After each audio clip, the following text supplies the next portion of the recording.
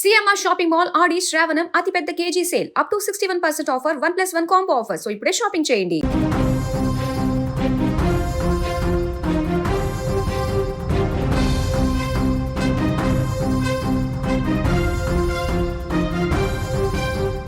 ప్రకృతి కోపానికి ఓ దేశం విలవెల్లాడిపోతుంది. ఇప్పుడు భయంకరమైన గాలులు, నింగికెగిసి పడుతున్న రాక్షస గాలులు, కళ్ళ ముందే గాల్లో లేచిపోతున్న భారీ భవంతులు, వీధులన్నిటినీ ముంచెత్తుతున్న ప్రాణాంతక వరదలు, కాపాడమంటూ ఆర్తనాదాలు చేస్తున్న జనాలు. ప్రస్తుతం చైనాను నౌల్ తుఫాన్ నరకం చూపిస్తోంది. ఇప్పటి వరకు ఎన్నడూ చూడని రీతిలో దక్షిణ చైనా పైన ఈ రాక్షస తుఫాను విరుచుకుపడింది. గంటకు 145 కిలోమీటర్ల భీకర వేగంతో వీస్తున్న గాలులు మనుషులను సైతం గాల్లోకి ఎత్తిపడేస్తున్నాయి. ఒక మాటలో చెప్పాలంటే చైనాలో పరిస్థితులు యుగాంతాన్ని తలపిస్తున్నాయి.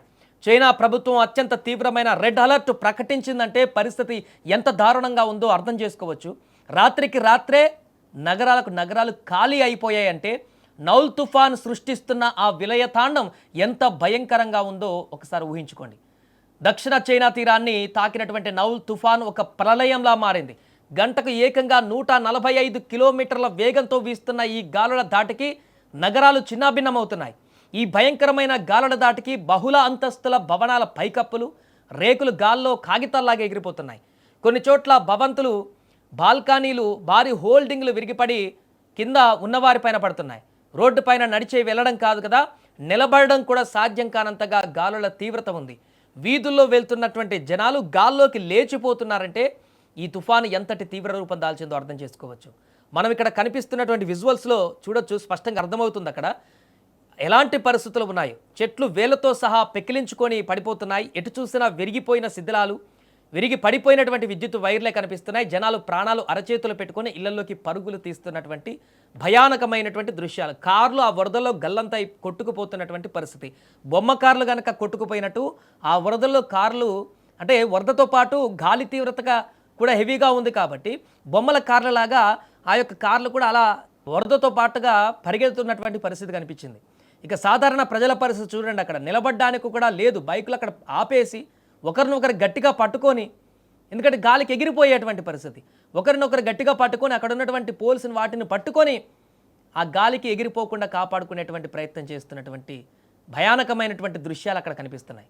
ఒకవైపు భీకర గాలులు నరకం చూపిస్తుంటే మరొక వైపు ఆకాశానికి తూట్లు పడినట్లుగా కురుస్తున్న భారీ వర్షాలు చైనాను ముంచెత్తుతున్నాయి.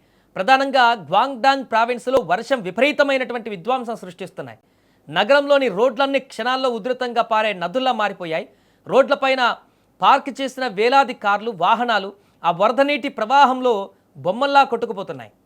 ఇళ్లలోకి భారీగా వరద నీరు చేరడంతో ప్రజలు తీవ్ర భయాందోళనకు గురవుతున్నారు. మొదటి అంతస్తు వరకు నీరు చేరడంతో చాలామంది మేడలపైకి ఎక్కి సాయం కోసం ఆర్తనాదాలు చేస్తున్నారు. ఈ నౌల్ తుఫాను బీభత్సానికి గ్వాంగ్డాంగ్ ప్రావిన్స్ తీవ్రంగా దెబ్బతింది. పరిస్థితులు చేయి దాటిపోతుండడంతో చైనా జాతీయ వాతావరణ కేంద్రం రెడ్ అలర్ట్ జారీ చేసింది. ప్రమాదాన్ని ముందుగానే ఊహించిన అధికారులు రాత్రికి రాత్రే యుద్ధ ప్రాతిపదికన చర్యలు చేపట్టారు. ఒక గ్వాంగ్డాంగ్ ప్రావిన్స్ నుంచి ఏకంగా 3 లక్షలకు పైగా ప్రజలను సురక్షిత ప్రాంతాలకు ఖాళీ చేయించారు. ఊళ్ళే రాత్రికి రాత్రే నిర్మానుష్యంగా మారిపోయాయి. దేశ రాజధాని బీజింగ్తో సహా అనేక ప్రధాన నగరాల్లో బాధితులకు ఆశ్రయం కల్పించడానికి ఏకంగా 28 అత్యవసర సహాయక పునరావాస శిబిరాలను కూడా ఏర్పాటు చేశారు. మిలిటరీ రెస్క్యూ టీంలు రంగంలోకి దిగి వరదల్లో చిక్కుకున్న వారిని బోట్ల ద్వారా సురక్షిత ప్రాంతాలకు తరలిస్తున్నారు. నౌల్ తుఫాను దెబ్బకు చైనా రవాణా వ్యవస్థ పూర్తిగా స్తంభించిపోయింది. భారీ వర్షాలు, భయానక గాలుల వల్ల విమానాల రాకపోకలకు తీవ్ర అంతరాయం ఏర్పడింది. నిన్న ఒక్కరోజే 410కి పైగా విమానాలు, 150కి పైగా హైస్పీడ్ బుల్లెట్ రైలు సర్వీసులను అధికారులు రద్దు చేశారు. దాంతో విమానాశ్రయాలు, రైల్వే స్టేషన్లలో వేలాది మంది ప్రయాణికులు చిక్కుకుపోయారు. ఈ తుఫాను ప్రభావం కేవలం చైనాకే పరిమితం కాలేదు, పొరుగున ఉన్న హాంకాంగ్ పైన ఇది విరుచుకుపడి వినాశనం సృష్టిస్తోంది. తూర్పు తైవాన్లోని పలు ప్రాంతాలలో కూడా ఈ తుఫాను వల్ల భారీ వర్షాలు కురుస్తున్నాయి. నౌల్ తుఫాను వాయువ్య దిశగా కదులుతూ గ్వాంగ్డాంగ్ తీరాన్ని తాకడానికి ముందు మరింత బలపడే అవకాశం ఉందనేటువంటి వార్త అందరిని వణికిస్తుంది. తీరాన్ని తాకిన తర్వాత ఈ తుఫాను ఉత్తర వాయువ్య దిశగా ప్రయాణించి క్రమంగా బలహీనపడుతుందని వాతావరణ శాఖ చెబుతున్నప్పటికీ అది వెళుతూ ఎంతటి విధ్వంసాన్ని మిగులుస్తుందో అని చైనా ప్రజలు భయంతో వణికిపోతున్నారు.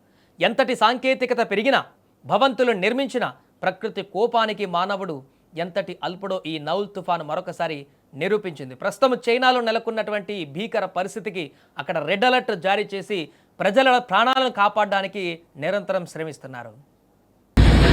What's up?